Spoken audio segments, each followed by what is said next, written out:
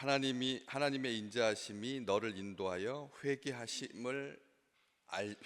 하심을 알지 못하면 하나님의 인자하심과 용납하심과 길이 참으심의 풍성함을 멸시하게 된다.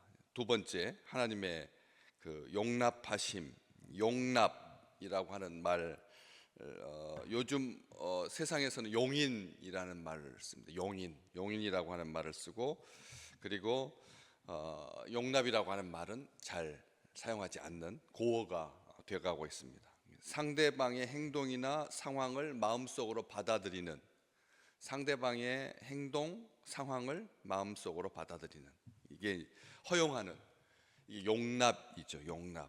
그런데 그 상대방의 행동과 상황이 좋은 걸 받아들인다는 의미가 아니라 나쁜 걸 받아들인다는 의미가 있습니다. 용납이라고 하는 것은 부정적인 행동이나 상황을 받아들이고 허용하는 거죠. 용인이라고 하는 말과 두 가지 말로 비교 봤을 때, 용인과 용납이라고 하는 말을 봤을 때, 이 용인보다 용납은 감정적인 측면이 조금 강합니다. 감정적인, 용납하고 인정하는 그 용인이 보다 용납이 감정적인 차원이 조금 더 강한데, 마음에 들지 않거나 문제가 있어도 마음에 들지 않는다라고 하는 게 감정적인 거잖아요. 마음에 들지 않는다라고 하는 그 감정적인 그런 문제가 있어도 또 쉽게 허용할 수 없지만, 그럼에도 불구하고 이게 성경 우리 믿음의 백성들에게 하는 이 접속사가 오늘 또 그럼에도 불구하고가 되시기를 주의 이름으로 축복합니다. 그럼에도 불구하고, 그리 아니하실지라도 하나님의 용납하심, 그리고 우리의 용납함, 그런 건데 더 나가는 거죠. 세상보다 그냥 용납이라고 하는 세속적인 표현보다 더 나가게 되는데, 묻지도 아니하고 따지지도 아니하고, 묻지도 따지지도 않는 그런 용납하심입니다. 네덜란드 화가 렘브란트 빛의 화가라고 하죠. 그 렘브란트가 그린 탕자의 귀향이라고 하는 그림, 아주 유명한 그림 아시죠? 탕자가 등을 보이고 있죠. 무릎을 꿇고 아버지가 어깨 위에다 손을 얹고 있고, 옆에 종들과 형이 어둠 속에서 동생을 응시하고 있는 아주 큰 대작입니다.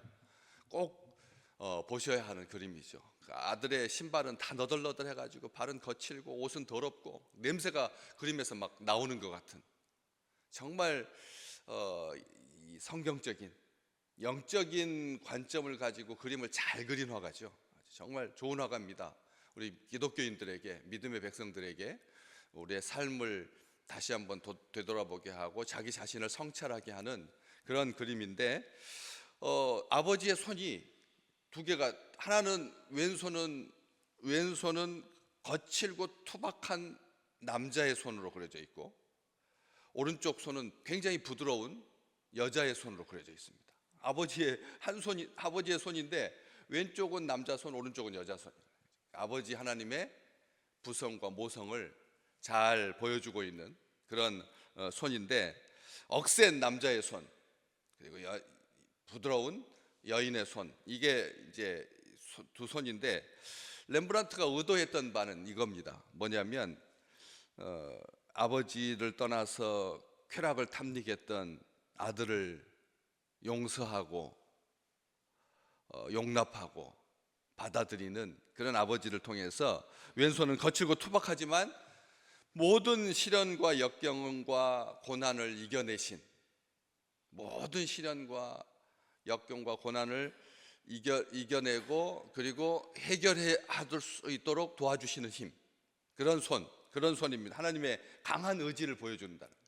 하나님의 강한 의지를 보여주는 그런 손이고, 반면에 오른손은 모든 죄를 용납하시는, 모든 죄를 용서해 주시는 그런 따뜻한 사랑의 손을 그리고 있습니다. 오늘 꼭 가서 그림의 그 손을 보시죠. 여지껏 저는 그 손이 남자의 손, 여자의 손, 아버지의 손, 어머니의 손, 그것은 별로 신경 쓰지 아니하고 그림 전체를 이렇게 생각하고 있었는데, 거기에서 그 얼굴이 그림자져 있는 어둠 속에 있는 형의 모습은 못마땅한 표정인 거예요. 못마땅한 표정입니다.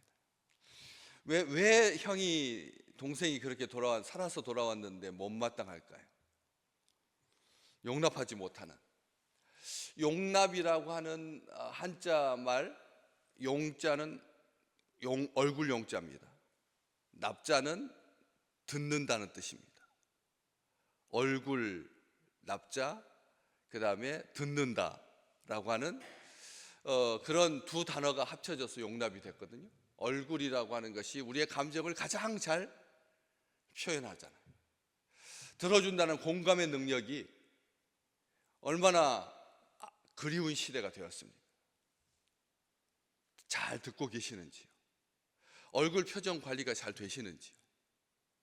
40세 이상이 되면 자기 얼굴에 책임을 져야 될 나이다 많이 들었는데 우리는 얼마나 경직되기 쉽고요.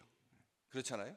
얼마나 경직되기 쉽고 얼마나 화난 것처럼 보이는 얼굴이 돼가고 있지 않습니까? 우리 얼굴에 우리의 웃음기 하나도 없이 아주 드라이한 그런 시대에 이 용납이라고 하는 말이 얼굴을 그리고 들을 귀를 가진 동생 소리를 듣고 싶지 않은 거죠.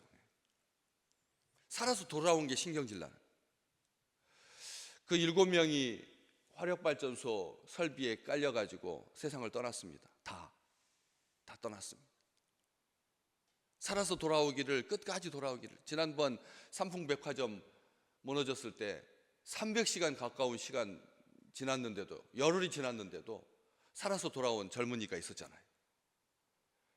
우리가 그걸 기억하면서 한 명이라도 살아있기를, 그 틈새에 어떻게 잘 보존돼가지고, 아무리 그렇지만 철골 구조니까 탁 무너지면서 완전히 압착하지는 않을 거니까, 엉켜 있을 테니까 그 속에 살아있기를 원했지만 그렇지 못한 안타까운 소식을 우리가 보면서 살아서 돌아온 것이 신경질 나는 그런 마음이었다는 거죠. 아버지의 재산을 탕진하고도 멀쩡히 살아 돌아왔다니, 다리가 하나 잘리거나 눈이 하나 뽑히거나 아니면 거의 반 뭐가 돼서 그렇게 돌아오면 조금 짠한 마음이 있었겠는데 멀쩡하게 살아 돌아오니까 신경질이 났다는 거죠.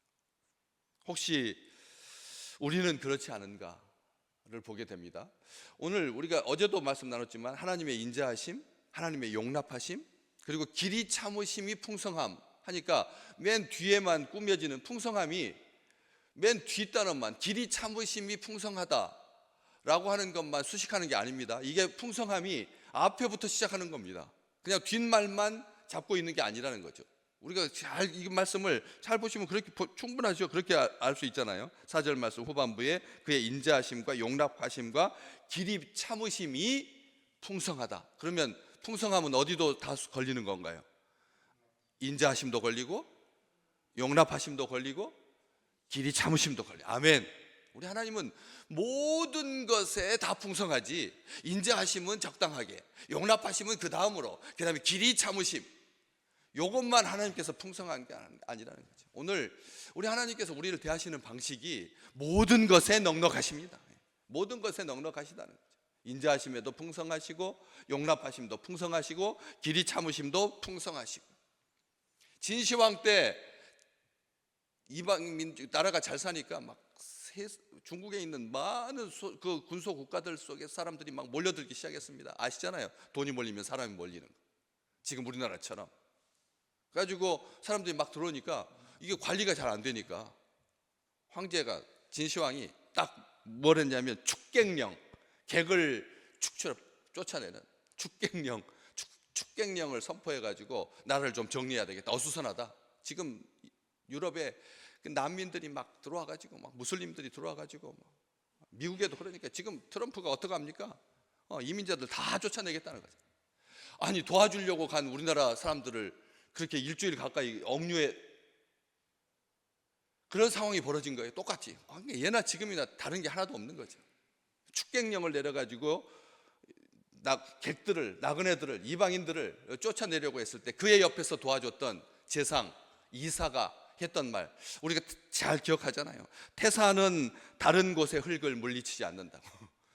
큰 산은 다른 곳의 흙을 물리치지 아니하고 강과 바다는 작은 물줄기를 마다하지 않는다. 가장 교회다운 모습이 뭡니까? 너무 잘 보여주잖아요. 강과 바다는 작은 물줄기를 물리치지 않는다고.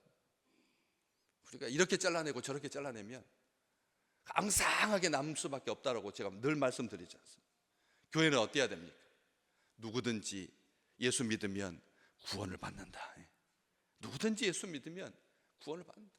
새가족은 교육받는 2주만 새가족이고 수료하는 순간 헌가족이 된다. 제가 늘 새가족들한테도 말하고, 우리 교회는 새가족이 없다. 오면은 헌신하는 거다. 헌가족이 된다. 그렇게 축복하지 않습니까? 이사가 했던 이사가 했던 그 말이 다시 한번 새롭게 오늘 이 말씀, 서로 용납하라. 우리 찬송가 서로 용납하라. 우리 찬송가 부르잖아요. 서로 용납하라. 서로 용납하라. 친절하게 대하고 불쌍히 여기고 용서하고 사랑하고 이해하고, 그게 서로 용납하는 거잖아요. 에베소서 4장 2절에 보면 사랑으로 서로 용납하고, 또 소망 중에 인내하면서 용납하고. 우리가 실수와 허물을 용서하지 않으면 주님께서 가르쳐 주신 기도대로 이루어지지 않는 거죠. 우리가 우리 죄를 용서한 것처럼, 우리가 서로의 죄를 용서한 것처럼 자기 죄를 용서하고 서로의 죄를 용서하고 허물을 덮어주는 것, 이게 가장 아름다운 그런 가정의 모습이고 교회의 모습이고 나라의 모습 아니겠습니까? 그렇죠. 잘못한 것은 요즘 벌 받아야 된다. 우리 작년 12월 3일 날 뭐 하고 계셨는데? 다 계엄에 동조하셨나요? 했잖아요. 그냥 했잖아요. 그런데 공무원들은 해서는 안 된다. 대통령이 계엄을 선포하면 반대하고 나서야 된다 해가지고 지금 또 이번 정권에서는 그때 가만히 있었던 사람들 다 잘라내겠다. 이렇게 자르고 저렇게 자르지 아니하고, 더 격려하고 더 배려하고 더 아껴주고 더 용납하는, 연약한 자를 용납하는 거죠. 보통 그렇잖아요. 연약한 자를 용납하잖아요. 강한 자를 우리 생각에 다 연약한 자만 용납할 것 같은데, 우리 하나님은 강한 자도 용납해 주시잖아요. 그런 것처럼 우리가 아래쪽으로만 용납하는 것이 아니라 위쪽을 향하여서도 긍휼의 마음을 품고 늘 용납하는 우리 식구들 되시기를 주의 이름으로 축복합니다. 이 짙어가는 이제 겨울의 길목에 들어서는 이때 같이 있다라고 하는 것이 얼마나 행복한 건데, 같이 있는 것이 가치 있는 건데, 가장 가치 있는 건데, 친절이 강같이 흐르는 교회와 가정과 나라가 되기를 간절히 소망합니다.